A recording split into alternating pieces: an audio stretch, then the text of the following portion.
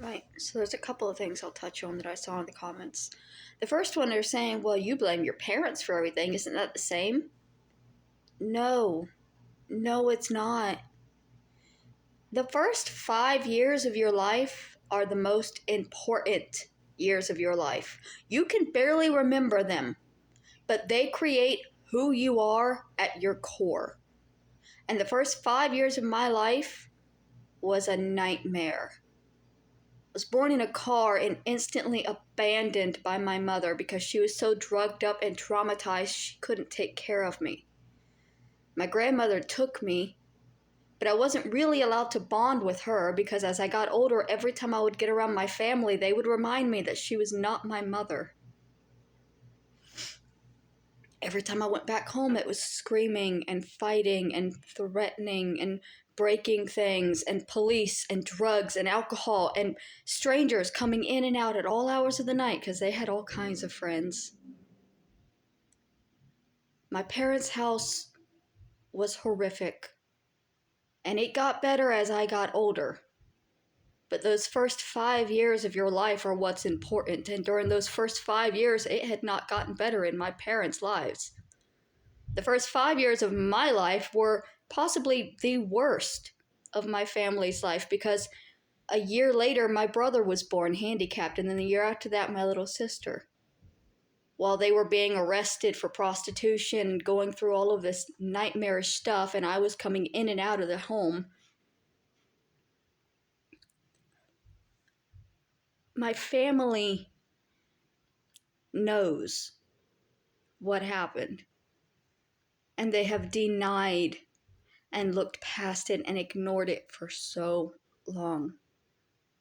I don't blame the people in my family who are my age. My sisters, my cousins, it's not their fault. They were also children. They had no power. But my aunt, my full-grown aunt, who was a full-grown woman with her own children at the time, that knew my father was abusive, that knew he was a drug addict, that knew he was beating her younger sister, her baby sister.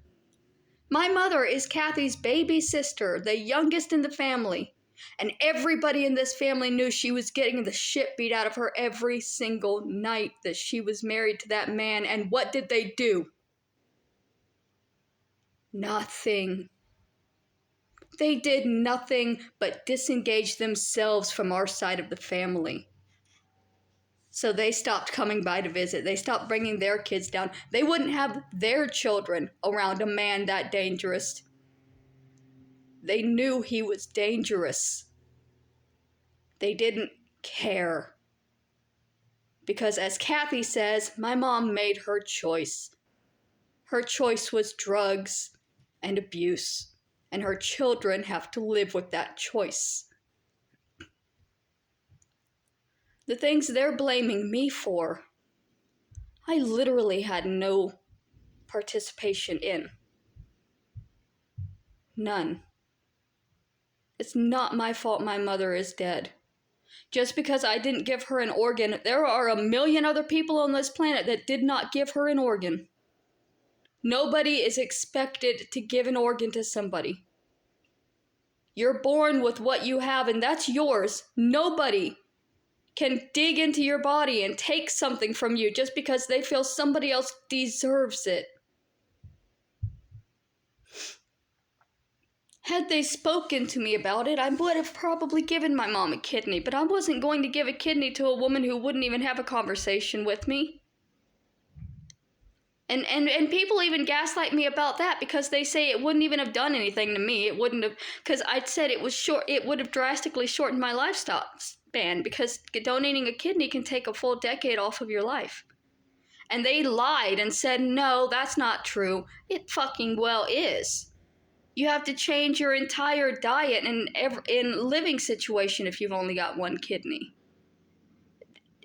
Regardless, my mother's choices in her life were not my fault.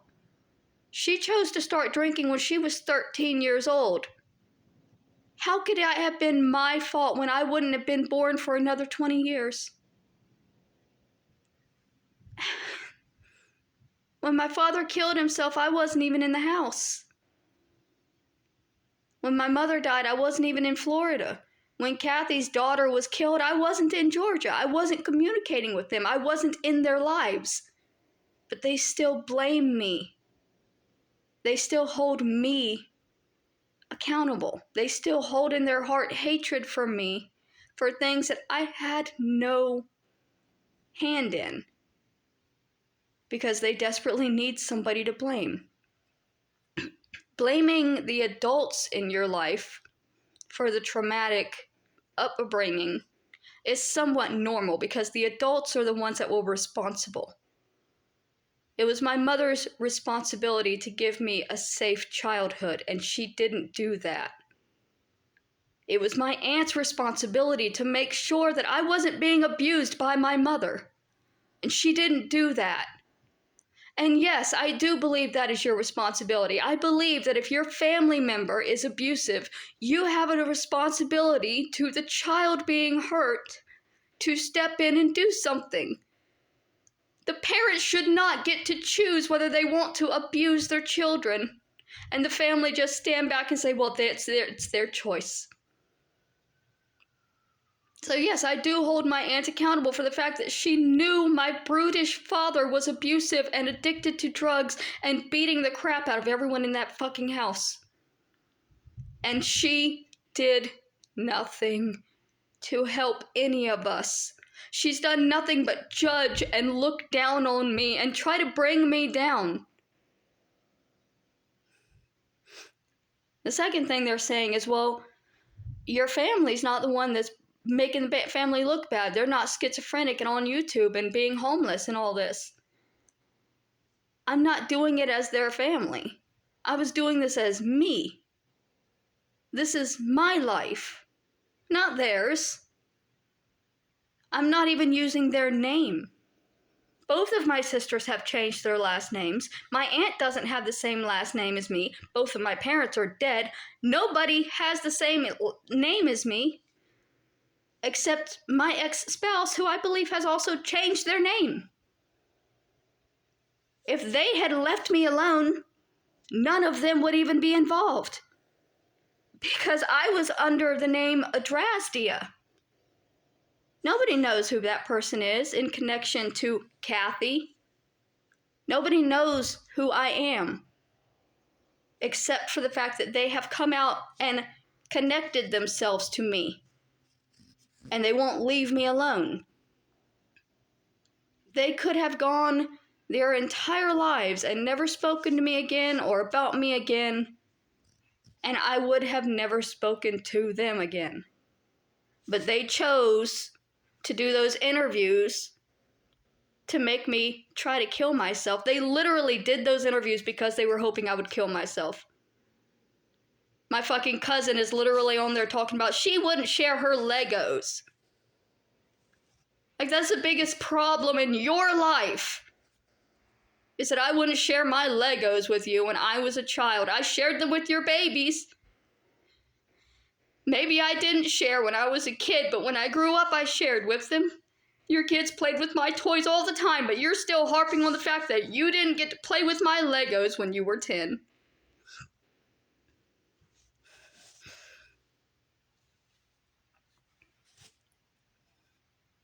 Just want to move on with my life.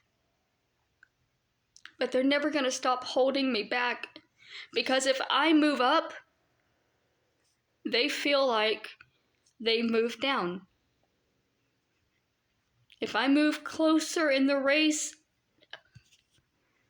to feeling complete and whole and normal, they feel like I'm taking something from them, because they don't have that, so why should I?